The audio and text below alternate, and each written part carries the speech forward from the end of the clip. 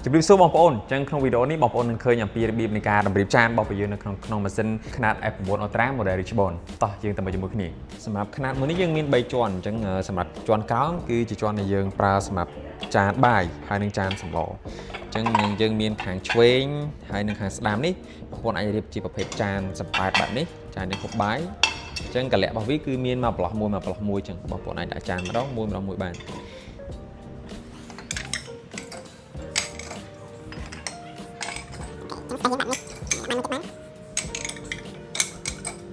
ចឹងបានមានប្រឡោះទឹកបាញ់ចូលខាងក្នុងនេះហើយនៅខាងស្ដាំយើងអាចមានប្រភេទចានដូចគ្នាបែបនេះក៏បានឬក៏ប្រភេទចានបែបនេះក៏បានចានបាយរបស់យើងហ្នឹង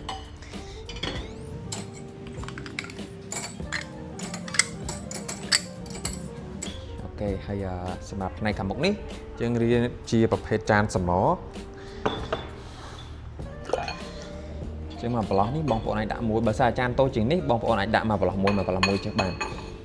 ចឹងហ្នឹងបែបនេះបានតែបើសិនជារៀងធំបងប្អូនអាចរំលងមួយហើយចាំដាក់មួយទៀតបានហើយអានេះយើងបែរមកចូលមកខាងក្នុងចូលគ្នាបែបនេះអូខេតមកទៀតដោយសារតែខាងមុខនេះសល់ space ចឹងបងប្អូនបើសិនជាបងប្អូនមានខ្ទះប្រភេទនេះឬក៏ប្រភេទចានគោមធំក៏បងប្អូនអាចបានដាក់បានដូចគ្នាចឹងយើងដាក់បែបនេះមក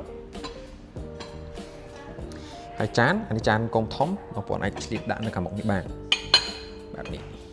ចឹងប្រកាសចិត្តថានៅខាងក្នុងពីខាងក្រោមនេះទឹកកង្ហាររបស់យើងគឺអញបាញ់បក់មកគឺត្រូវផ្នែកខាងក្នុងរបស់ចានរបស់ខ្ទះរបស់យើងទាំងអស់ហ្នឹងចឹងប្រកាសថាបានស្អាតគេចឹងសម្រាប់ជាន់លើនេះយើងប្រើប្រភេទចានចង្កឹះបែបនេះចឹងចានបងប្អូនអាចដាក់នៅប្រឡោះនេះក៏បានប្រឡោះនេះក៏បានប្រឡោះនេះក៏បានទៅតាមទំហំចានរបស់បងប្អូនចឹងឥឡូវខ្ញុំចាប់ដាក់ពីខាងក្នុងនេះមុនចឹងខាងមុខនេះយើងមានសស្ពេអាចដាក់បានដូច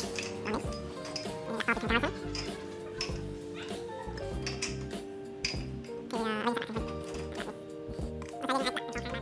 ហើយប្រភេទចានតូចបែបនេះប្រភេទចានទឹកត្រីទឹកស្អីបងប្អូនអាចដាក់បែបនេះបាន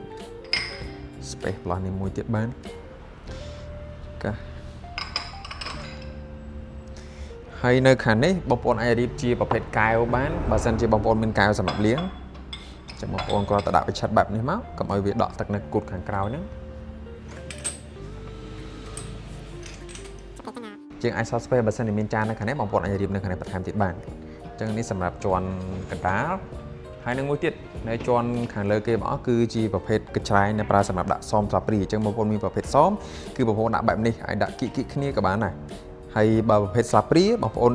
ត្រូវជិះវៀងហាមដាក់ផ្ងាគឺបងប្អូនដាក់ផ្កាប់បែបនេះអញ្ចឹងបងប្អូនអាចដាក់នៅខាងនេះក៏បាននៅខាងនេះក៏បានដូចគ្នាដែរអូខេហើយប្រភេទស្លាបព្រាយើងរៀបបែបនេះមកហាមដាក់ផ្កាដោយសារតែវាអាចនឹងដក់ទឹកឬក៏កំតិកទីកាកសំណល់ស្នាមបន្លាក់ផ្សេងៗនៅខាងក្នុងហ្នឹងអញ្ចឹងបងប្អូនដាក់បែបនេះមកដើម្បីឲ្យវាស្រស់ទឹកខាងក្រោមហើយម៉ាស៊ីនបាញ់លាងសម្អាតបានស្អាតល្អ